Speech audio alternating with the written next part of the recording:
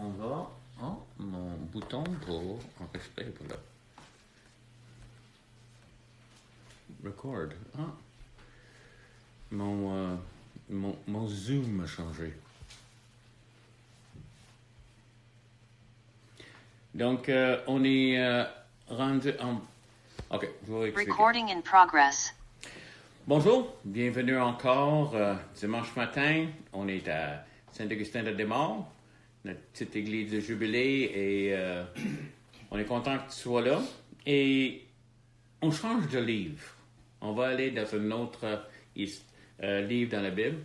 On va glaner dans celle-là. Parce que il y a beaucoup que Dieu veut nous parler. Comme individu, comme Église, comme des personnes qui connaissent Dieu, des personnes qui ne connaissent pas Dieu. Dieu est en train de se révéler toujours à travers sa parole. Mais je veux faire comme un genre d'introduction à Corinthe, à le livre de Corinthiens, aujourd'hui. Et pour ça, on va débuter, comme étant un homme logique, on va débuter l'étude de Corinthe en chapitre 2, parce que je suis un homme logique. Donc, on va... Le verset 1 à 5, et je vais encore demander à ma femme. Ma femme, c'est cette voix qu'on entend en arrière qui allie mieux que moi. Donc, Pour moi, frère, excusez-moi, lorsque je suis allé chez vous, ce n'est pas avec une supériorité de langage ou de sagesse que je suis allé vous annoncer le témoignage de Dieu, car je n'ai pas eu la pensée de savoir parmi vous autre chose que Jésus-Christ et Jésus-Christ crucifié. Moi-même, j'étais auprès de vous dans un état de faiblesse, de crainte et de grand tremblement. Et ma parole et ma prédication ne reposaient pas sur des discours persuasifs de la sagesse, mais sur une démonstration d'esprit et de puissance, afin que votre foi soit fondée non sur la sagesse des hommes, mais sur la puissance de Dieu. Seigneur, parle-nous à travers la vie de Paul, à travers toutes ces expériences, surtout Jésus. Ta fidélité, comment tu es avec nous, comment tu diriges ton peuple. Et comment c'est que tu agis, et quand tu donnes, tu nous appelles, tu nous amènes à la fin. Tu as pris Paul, tu avais une raison pour lui. Tu l'as cherché Saül, premièrement, qui est devenu Paul, et tu lui as fait des promesses. Et tu es en train d'accomplir ces promesses dans sa vie. Merci, Jésus. Alléluia. Donc, la raison que je voulais commencer ici, c'est que Paul est en train de parler comment il était quand il est arrivé à Corinthe. Donc, quand il est rentré, Corinthe était une énorme ville, vraiment riche. Et il y avait quelque chose d'assez spécial. Il était connu comme le Dialkos. Donc, c'était un chemin qui allait de un baie, le baie de Corinthe, à la baie de Soronique. Et c'est à peu près, entre les deux, il y avait à peu près 3 à 5 000. Et je trouve ça extraordinaire. Parce qu'il prenait des bateaux, des énormes bateaux, il les glissait à travers la ville de Corinthe, selon ce chemin, afin qu'ils rentrent dans l'autre baie. Parce que où que c'était le péninsule de péninsule. Je vois un autre. Poncé. En tout cas, il y a une péninsule là. C'était un des plus dangereux dans le monde. Donc, les bateaux avaient vraiment de misère à passer là. Donc, ils ont inventé ça. Je trouve, moi, je ne sais pas à quel point ça a à faire avec notre étude aujourd'hui, mais il me fait triper. Qu'il y avait des choses comme ça dans l'ancien monde qui est tellement ingénieux, tellement... Ça, c'est... Dieu a créé une créature qui s'appelle l'homme. Et le génie de l'homme. Et qu'est-ce qu'il était capable de faire? Donc, il ne pouvait pas passer les bateaux à travers la mer. Donc, ils l'ont passé à travers la ville. Et c'est pour ça que Corinthe s'est bâti autour. Mais c'est aussi une des raisons que c'était très riche, parce que tous les navires, ou plusieurs des navires, passaient par là. Donc, c'était une place qui était assez impressionnante. Et voici que Paul rentre là-dedans. OK? Et quand il est rentré dans cette ville-là, il n'était pas dans peut-être l'espace le plus victorieux de sa vie, ou juste facile. Il était toujours victorieux, mais c'est juste... Donc, je vais vous parler de ce qui est arrivé. Et dans le livre des Actes, on voit comment que Paul est arrivé à Corinthe. Donc, on va y aller à Actes chapitre 16.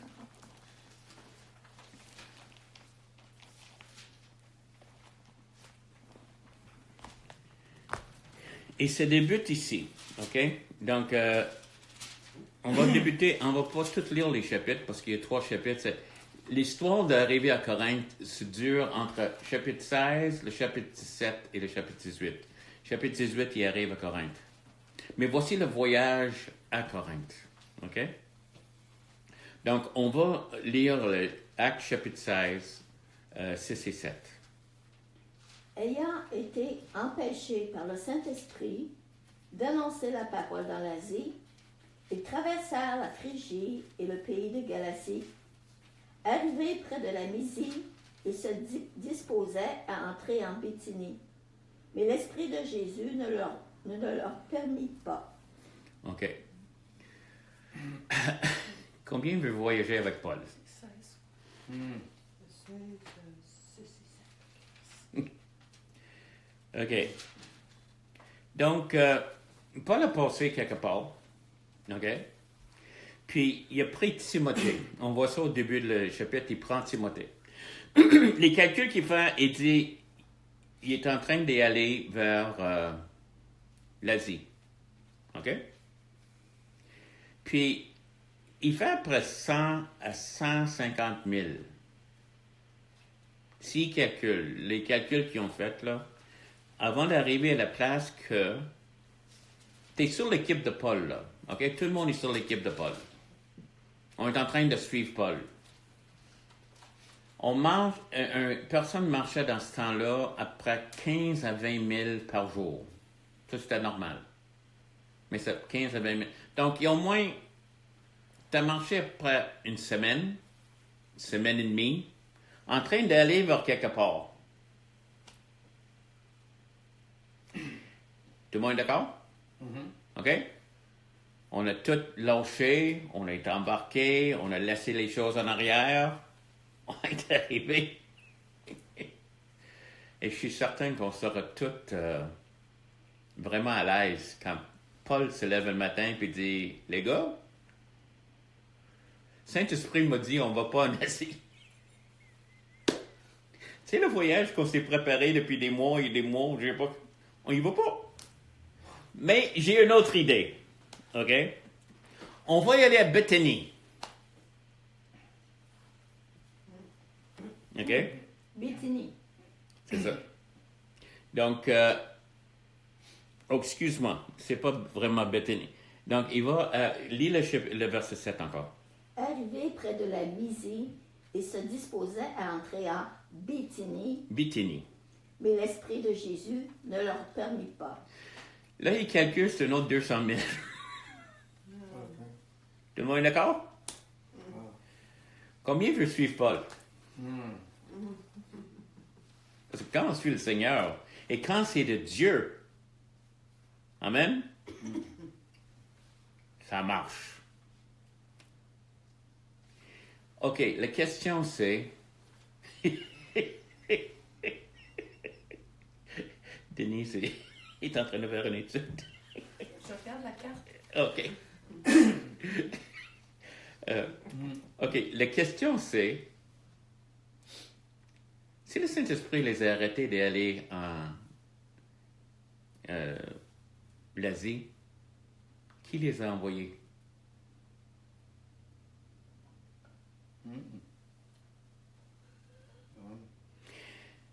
Et là, il décidait d'y aller. Qui les a envoyés à Béthanie? C'est-tu de Dieu, ça? C'est-tu un homme de Dieu qui pense de même? OK. Oui. Il y a une chose ça c'est quelque chose que je veux t'expliquer pour la direction de Dieu. OK? Seigneur te donne des grandes lignes. Il dit, Don, il m'a appelé pour être pasteur. Une des choses toutes les choses que je fais durant une journée, Saint-Esprit, est-ce que tu veux que j'écris telle lettre? Ou Saint-Esprit, est-ce que voudrais-tu que je peinture les murs de cette couleur-là? Il faut prendre des décisions aussi. OK? Parce qu'on est appelé. Et qu'est-ce qu'il veut? Puis on voit souvent Paul en train de dire, on était empêché. On voit ça dans les épîtres. On était empêché de faire quelque chose. Ou c'était pas le temps de Dieu, ou vraiment il y avait une opposition de la volonté de Dieu, ou simplement le Saint-Esprit est en train de dire non. C'est une bonne idée. Et dans le chemin qui allait, ils ont fait des choses. Mais souvent, on est arrêté, et j'ai vu du monde arrêté complètement, dire Seigneur, parle-moi, montre-moi quoi faire. Puis, tu sais, comme. C'est comme un peu que tu marches sur la rue, tu vois quelqu'un en train de crever de faim, puis dire Seigneur, Esprit, qu'est-ce que tu voudrais que je fasse? Sorry, kid, il me parle pas. Donc, je continue parce que le Saint-Esprit ne m'a pas parlé. Non, tu vois un besoin. Si tu es évangéliste, si tu es apôtre, qu'est-ce que je veux? C'est que l'Asie soit sauvée. Allons-y. C'est ça. Et tout le long du chemin, il y a du monde qui était touché. Le problème, des fois, c'est comme nous, comme chrétiens, on ne bouge pas, en train d'attendre je ne sais pas quoi, pendant que Dieu est en train de dire, oui, c'est correct. Il y a un livre que j'ai lu quand j'étais très jeune chrétien qui s'appelait le Gospel Blimp. Un blimp, c'est une grosse affaire qui flotte dans les airs. Comme une balloune. Oui. Sais-tu qu'est-ce que c'est en français? Le Hindenburg? Oui. Montgolfière. Un montgolfière, mais comme un cigare. Ça a l'air d'un cigare. Ouais, ok. Donc, il y avait une montgolfière. Non, c'est pas ça, excuse. OK. En tout cas, il y avait comme une cigare qui flottait dans l'air. En tout cas, ils ont commencé un plan, puis tout ça. Puis, c'est débuté le livre qu'il y a Fred qui est en train de regarder son voisin, puis il aimerait parler à son voisin du Seigneur. Puis ça a amené à une discussion parce qu'il était avec d'autres chrétiens, puis ils ont tous monté un projet.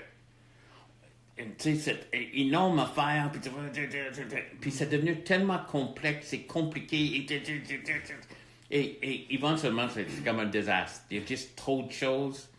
Puis un jour, en tout cas, le même gang se remonte chez Fred encore. Puis Fred les introduit à son voisin. Il dit, j'ai décidé d'y aller lui parler. Au lieu que ce soit tellement compliqué, j'ai juste pris le temps d'y aller. Et des fois, nous, on complique les choses. Une des choses, quand j'étais un jeune pasteur, j'étais en train de demander au Seigneur quoi faire. Seigneur, qu'est-ce que tu veux qu'on fasse? Donne-moi des directions. Puis un jour, j'étais en train de lire 1 Samuel 14. Et je veux pas qu'on tourne là, mais ça m'a tellement béni. C'est l'histoire des Philistins qui entouraient Israël. Et Saül était en bas en train de... Il avait l'air comme d'avoir des réunions de quoi faire. Puis finalement, son fils Jonathan se tanne. Il regarde vers le gars qui porte ses armes et dit, Viens, on va monter vers le camp des Philistins. Peut-être. Entends-tu le mot? C'est clairement dans la Bible. Peut-être. Dieu va faire quelque chose. Et le Seigneur m'a tellement parlé.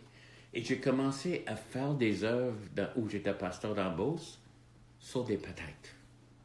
Au lieu de rien faire.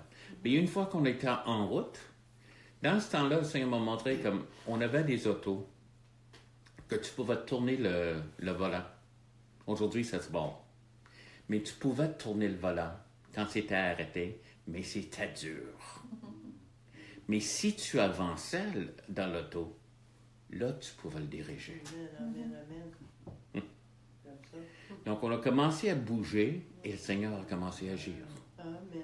Et souvent, on faisait ça, on visait telle place pour prêcher ou parler de Jésus ou faire quelque chose et quelqu'un était sauvé là-bas. Mais, ça bougeait. Des fois, c'était pas de nos plans, mais en tout cas. Oui. Qui l'a envoyé en Asie? Paul avait un besoin. Et le Saint-Esprit l'a empêché d'y aller plus loin. OK? Donc, mais tu es dans son équipe. Et ça fait des mois qu'on voyage ensemble. Puis là, on va se coucher. Et le verset 9, Margie. 16, 9.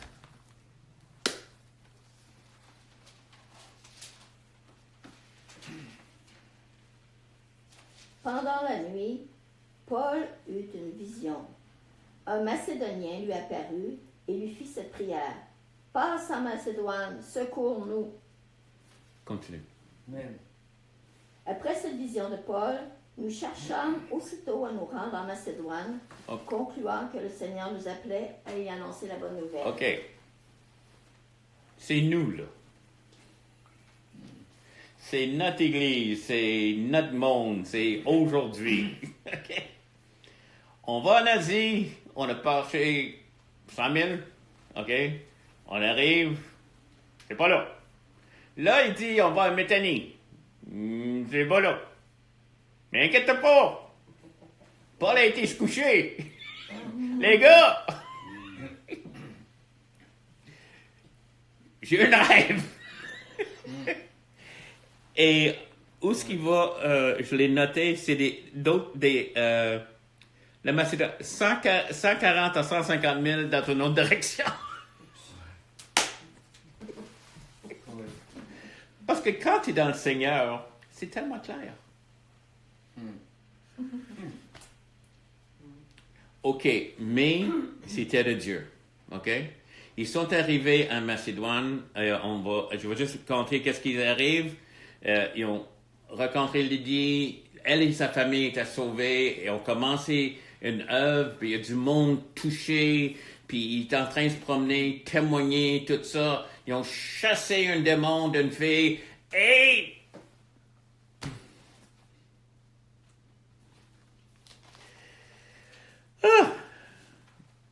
le verset 23.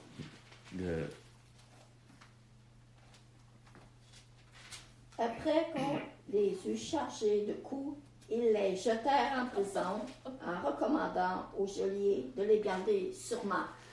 OK. Verset 25, ça dit vers minuit. OK? On n'ira pas. Lis les pas. OK? Pense à toi vers minuit, toi puis Paul. T'as mal au dos. Et t'es pas exactement confortable dans ces. Ils sont barrés. OK, Paul. Veux-tu me parler de ta vision encore? Oui. Oui. Ah, excuse-moi. Parle-moi de ta vision. Non, verset 25, ça dit qu'ils étaient en train de louer le Seigneur. Mais il y avait une attitude qui était confiance dans le Seigneur, mais ils sont fait battre. OK? Dans la volonté de Dieu. En train d'obéir à la volonté de Dieu. Une chose que j'ai trouvée dans ma vie, puis je vais vous donner un petit secret. J'aime pas souffrir. Je l'évite autant que possible. C'est pour ça que je combats l'embonpoint, parce qu'il faut souffrir pour perdre du poids. Mais, OK, j'ai souffert dans le Seigneur. Mais si le Seigneur ne veut pas que je souffre, c'est correct. Mais qu'est-ce qui est arrivé souvent, quand les choses allaient mal, tu te sens un peu accusé. Ça irait pas mal si tu étais dans la volonté de Dieu. C'est parce que tu as fait quelque chose de travers. Ça, c'était tout le discours des amis de Job. Job, ça va mal. Mais ici, il était pleinement dans la volonté de Dieu. Puis on connaît l'histoire de la tempête que Jésus a envoyé les apôtres dans les tempêtes. Une fois que Jésus est dans le barque avec eux, il dort. Mais il y a une tempête. Mais ils sont dans la volonté de Dieu. Il ne nous garantit pas qu'il n'y a pas de tempête. Puis, ils ont mal au dos. Ils pensaient... Mais en tout cas, parce qu'ils ont obéi à Dieu. Donc, voici, ils sont en train d'approcher de Corinthe. Finalement, ils sont relâchés le lendemain. Oh, il y a une tremblement de terre, c'est tout quelque chose, c'est super. Puis, je ne vais pas rentrer là-dedans, mais Dieu est fidèle. OK? Donc, il y a un tremblement de terre, ils sortent, ils vont. Et on commence le chapitre 17 des Actes. Et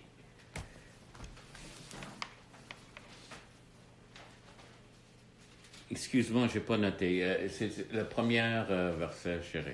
Je pense que c'est le premier. 17, je vais donner 10, 11.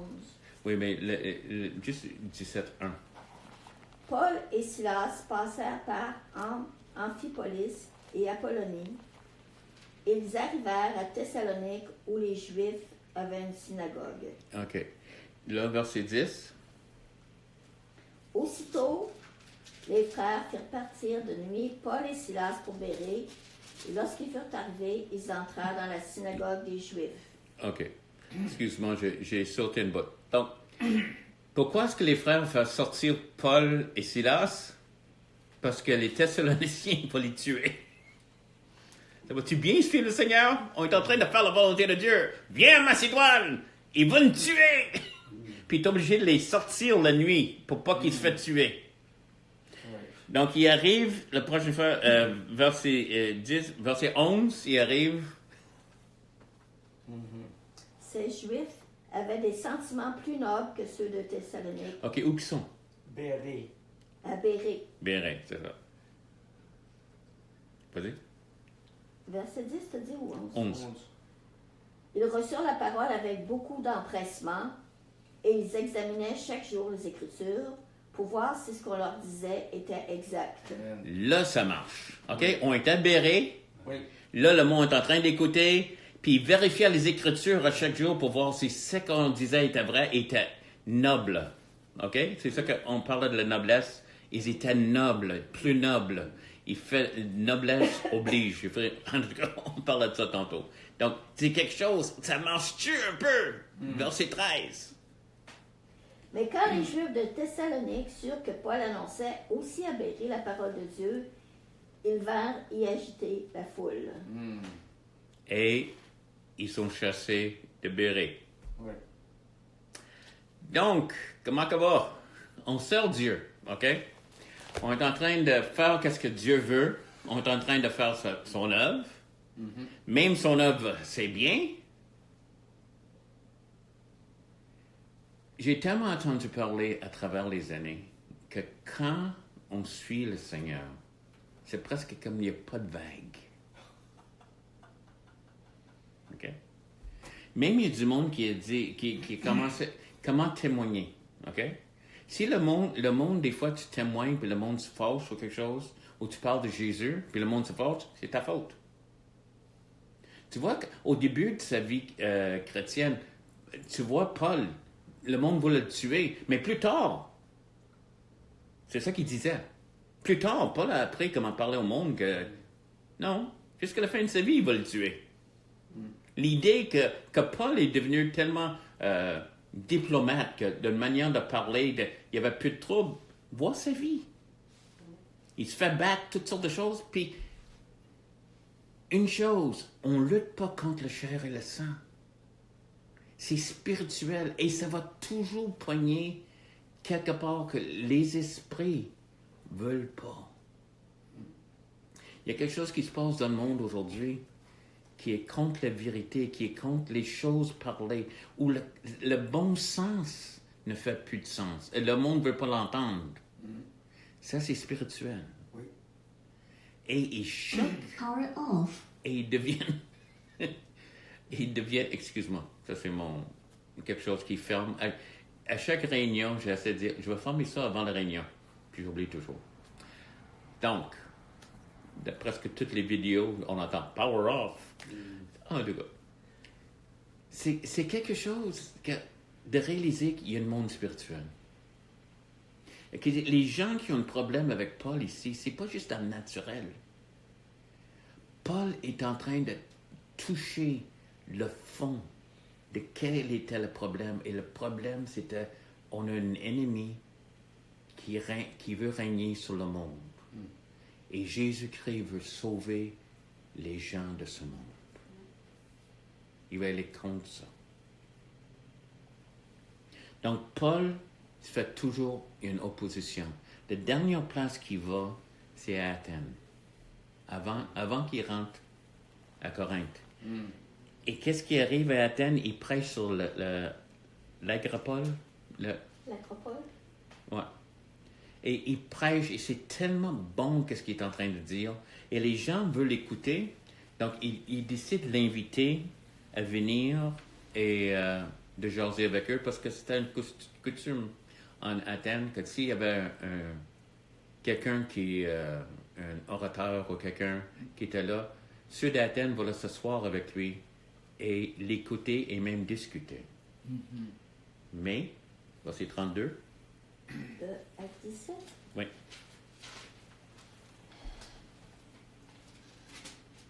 Lorsqu'ils entendirent parler de résurrection des morts, les uns se moquèrent et les autres dirent, nous t'entendrons là-dessus une autre fois.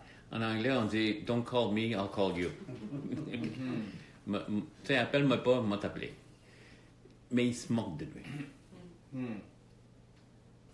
Et ça, c'est une autre chose qui arrive dans l'Évangile. Donc, il commence à parler de la résurrection. C'est correct. On va t'appeler une autre fois. C'est correct. Donc, ça, c'est le voyage de Paul. Il est en train d'y aller à travers tout ça. OK? Veux-tu lire encore le verset 3 en Corinthiens? 2 Corinthiens, 1 Corinthiens, chapitre 2, verset 3.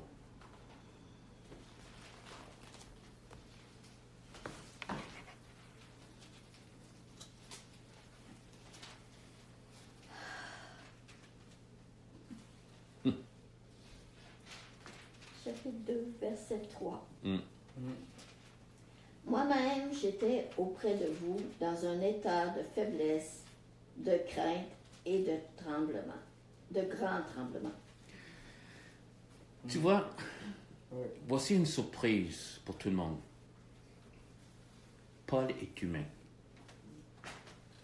Il est super, il est incroyable, il est tellement plus grand que moi, il est plus grand que la plupart. Mais voici Paul, l'homme, et même Paul complètement transparent, en train de leur dire. Donc, il y a quelque chose qui s'est en train de passer. C'était dur. Il s'est fait battre. Il s'est fait battre. Ils ont ri de lui. Ils ont fait toutes sortes. Et quelle sorte d'œuvre qui reste en arrière? Il ne sait pas. Il chassait de chaque ville, puis il voulait établir des églises, puis il t'a chassé, puis...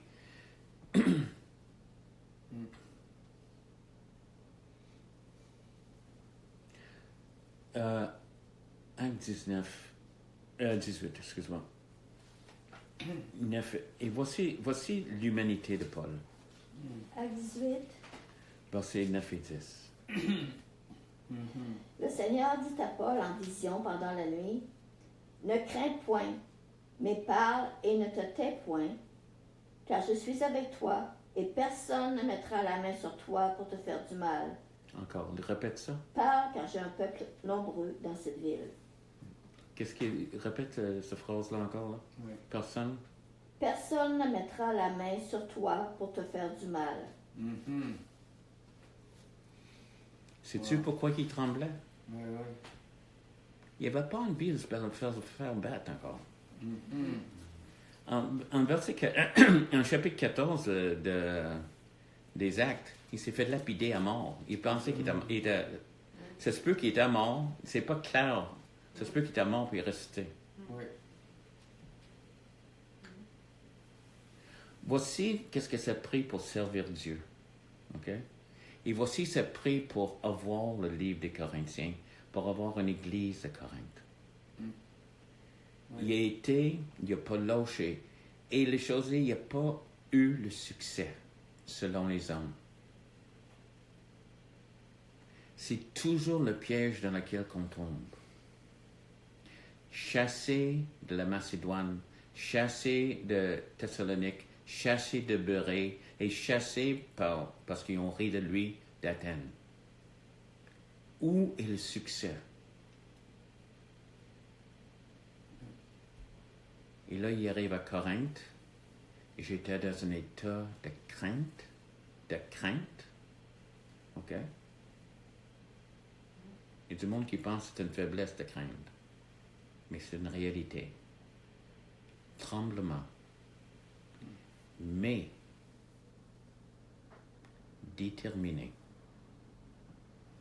de rien connaître parmi vous excepté Dieu, Jésus crucifié.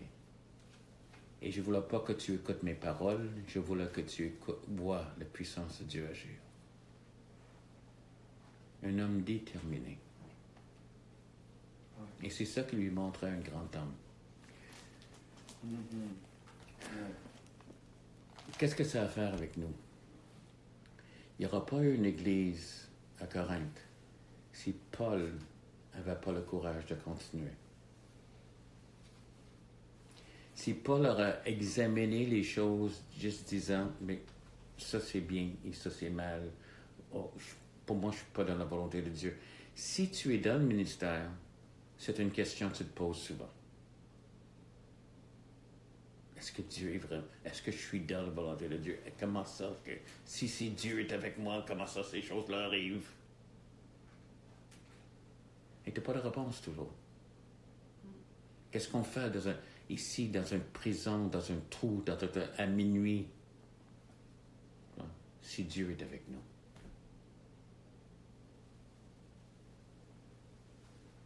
Comment ça qu'on s'est préparé d'aller en Asie, puis tout d'un coup, Dieu veut pas, puis est-ce que je sais qu'est-ce que je fais? Oui. Parce qu'il a obéi au Seigneur chaque fois.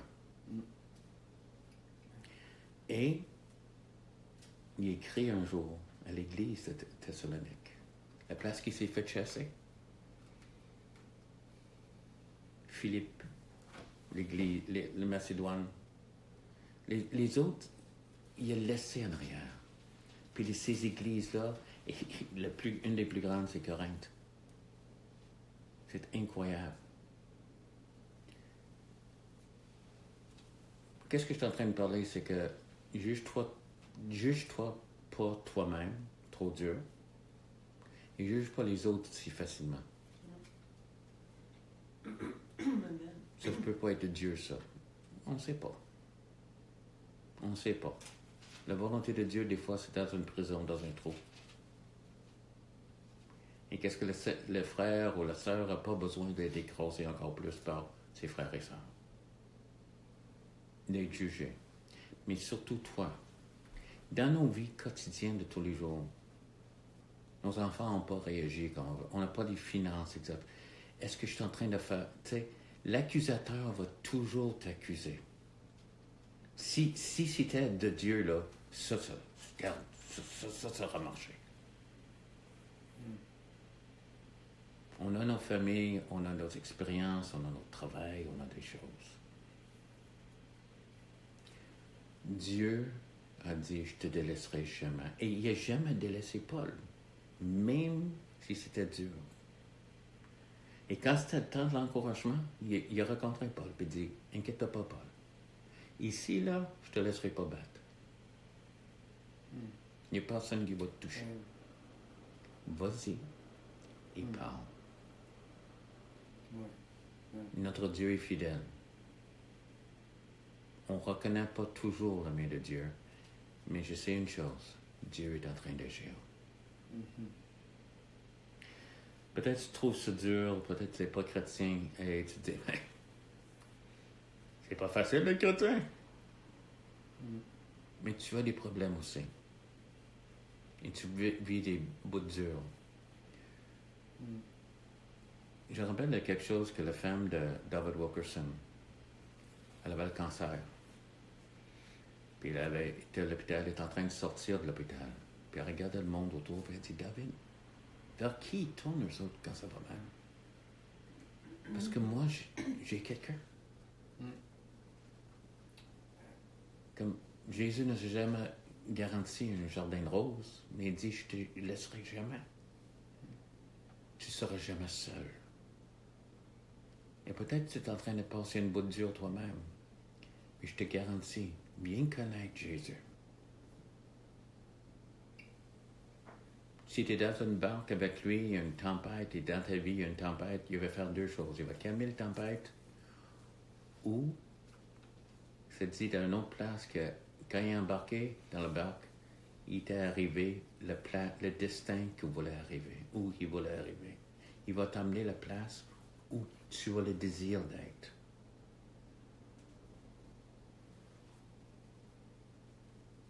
Moi, je ne voudrais pas faire face à la vie sans Dieu. Il a toujours été fidèle. Puis il était avec, comme tu vois, il y avait toute une vie, Paul. Et le Seigneur ne lâche pas. Donc, je t'invite à bien connaître celui qui va toujours marcher à côté de toi, si tu ne le connais pas. Et si tu es dans le corps de Christ, si tu passes des bouts qui sont durs, ça ne va pas nécessairement dire que tu n'es pas dans la volonté de Dieu. Dieu ne te laisserait pas tomber. Il ne te laisserait pas au-delà de ta force. Non plus. Et peut-être fais attention au jugement d'autres. De toujours calculer qu'est-ce qui est Dieu et qu'est-ce qui n'est pas de Dieu. C'est bien difficile à voir. Merci de m'avoir écouté. Puis, comme j'ai dit, viens nous rejoindre ici à Saint-Augustin-de-Desmaures, un bon lieu de Québec, 10h le dimanche matin. Et l'adresse est ici. On a le numéro de téléphone, tu vas le voir écrit. Et si tu ne peux pas être ici, tu peux nous rejoindre par Zoom. Il y a des personnes qui ont fait ça aussi, déjà. Mercredi soir, viens nous voir à 6h sur Zoom. L'adresse est là.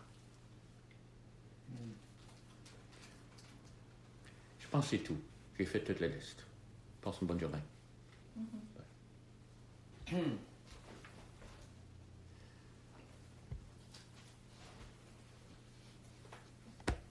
Recording stopped.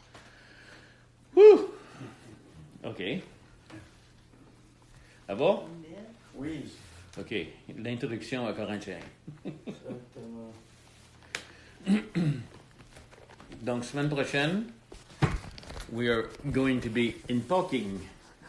In what? Oh, in... En Pâques. Oh, ah oui, ah oui. Avec notre invité spécial.